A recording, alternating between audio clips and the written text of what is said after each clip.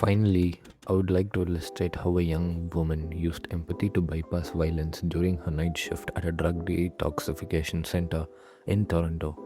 The young woman recounted this story during the second NVC workshop she attended.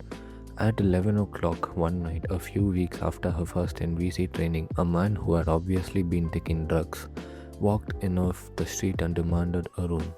The young woman started to explain to him that all the rooms had been filled for the night.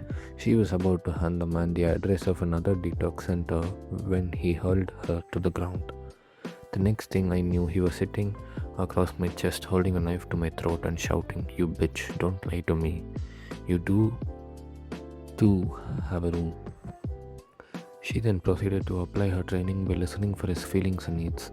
"You remembered to do that under those conditions?" I asked, impressed. "What choice do I have? Desperation sometimes makes good communicators of all."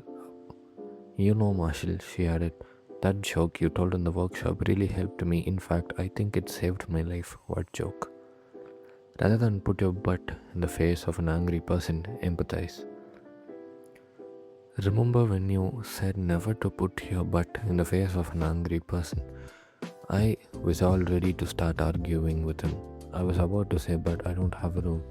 When I remembered your joke, it had really stayed with me because only the week before I was arguing with my mother and she had said to me, "I could kill you when you answer but to everything I say."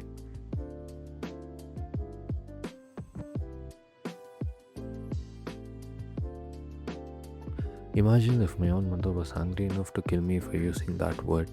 What would this man have done? If I had said, "But I don't have a room," when he was screaming at me, I have no doubt he would have slit my throat. So instead, I took a deep breath and said, "It sounds like you're really angry and you want to be given a room." He yelled back, "I may be an addict, but by God, I deserve respect. I'm tired of nobody giving me respect. My parents don't give me respect. I'm gonna get respect." I just focused on his feelings, needs, and said, "Are you fed up not getting the respect that you want?" "How long did this go on?" I asked. "Oh, about another 35 minutes, she replied. That must have been terrifying. No, not after the first couple of interchanges, because then something else we'd learned here more apparent. When I concentrated on listening for his feelings and needs, I stopped seeing him as a monster. I could see, just as you had said, how people who seem like monsters are simply human beings whose language and behavior sometimes keep us from seeing their humanness. The more I was able to focus my attention on his feelings and needs, the more I saw him as a person full of despair, whose needs weren't being met. I became confident that if I held my attention there, I wouldn't be hurt. After he'd received the empathy he needed, he got off me, put the knife away, and I helped him find a room at another center. When we listen for feelings and needs, we no longer see people as monsters.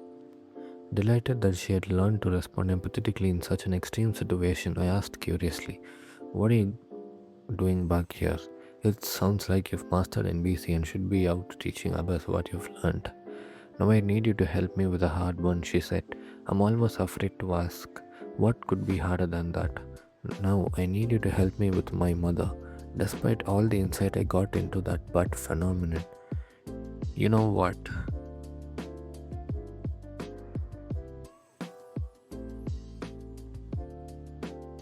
It may be difficult to empathize with those who are the closest to us." Happened.